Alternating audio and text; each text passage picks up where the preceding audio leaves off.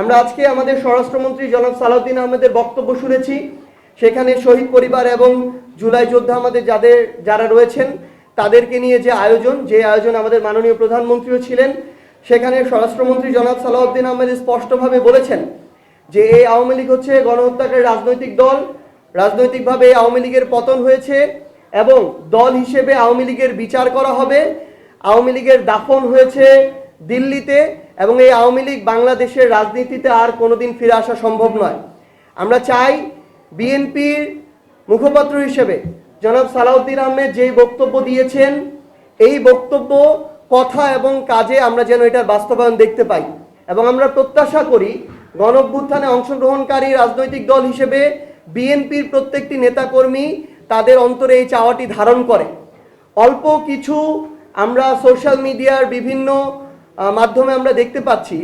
যে বেশ কিছু মানুষ, যাদের নাম বলে আমরা তাদেরকে ওই গুরুত্বটুকু আরোপ করতে চাই না, তারা জুলাইকে নিয়ে বা এই অভ্যুত্থানকে নিয়ে স্বৈরাচারের পক্ষে, খুনিদের পক্ষে, গণহত্যাকারীদের পক্ষে, যারা 1400 মানুষকে খুনের নেতৃত্ব দিয়েছে, শাপলায় গণহত্যা ঘটিয়েছে, পিলখানায় গণহত্যা একটা ঘটিয়েছে, এই মানুষদের পক্ষে যারা এখনো সাফাই গায়, এটা আমাদের আসলে সামগ্রিক, আমরা যারা জুলাই একসাথে অংশগ্রহণ করেছিলাম, সেটা বিএনপি বলেন, জামায়াত বলেন, এনসিপি বলেন, অন্যান্য রাজনৈতিক দল আছে যারা বলেন, এটা আমাদের সামগ্রিক একটা দায়বদ্ধতা যে আমরা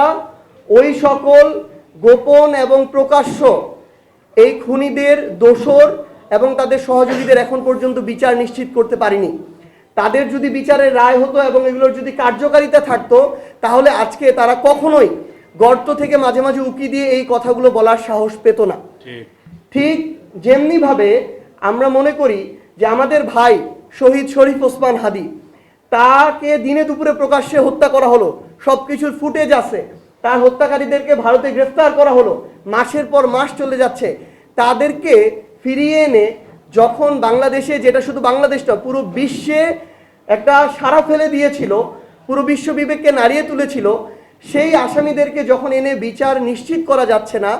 তখন আসলে ওই গণহত্যাকারীর সহযোগীরা কিংবা গণহত্যার দোষরা এভাবে সাহস পাবে, আস্ফালন শুরু করবে। তো এই জন্য বিএনপিকে সরকার হিসেবে এই দায়িত্ব নিতে হবে যেন অতি দ্রুত আমাদের আন্তর্জাতিক অপরাধ ট্রাইব্যুনালের মাধ্যমে, আমাদের বিচার বিভাগের মাধ্যমে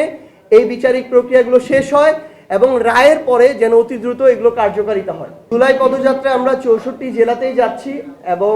64 জেলার আমরা 100টি উপজেলা এবং পৌরসভায় যাচ্ছি, ওইগুলো যেগুলো আমরা প্রথম ধাপে ঘোষণা দিয়েছি। এর মধ্যে গোপালগঞ্জেরও আমাদের একটি পৌরসভা রয়েছে। দেখুন, আমরা গোপালগঞ্জ আমাদের বাংলাদেশের একটি অন্যতম একটি জেলা এবং আমরা মনে করি যে সেখানে যারা রয়েছেন আমাদের সেই ভাই বোনেরাও আমাদের এই বাংলাদেশটাকে আমাদের কাঙ্ক্ষিত জায়গায় দেখতে চায়। সেখানকারও এমন অনেক ভাই বোন রয়েছেন যারা আমাদের এই জুলাই সক্রিয়ভাবে অংশগ্রহণ করেছেন। তো আমরা এইভাবে একটা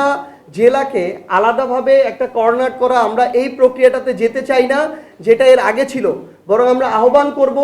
যে আমাদের প্রত্যেকটি জেলার, গোপালগঞ্জ সহ যারা আমাদের সহযোদ্ধারা রয়েছেন, যারা বাংলাদেশের এই পরিবর্তন চান, সংস্কার চান, আমরা সবাই একসাথে মিলে দেশের জন্য কাজ করি এবং সেখানকার যারা অপরাধী শুধুমাত্র তাদেরকেই তদন্ত সাপেক্ষে বিচারিক প্রক্রিয়ার মধ্য দিয়ে শাস্তির আওতায় আনা হোক, যারা অপরাধী নয় তাদেরকেও যেন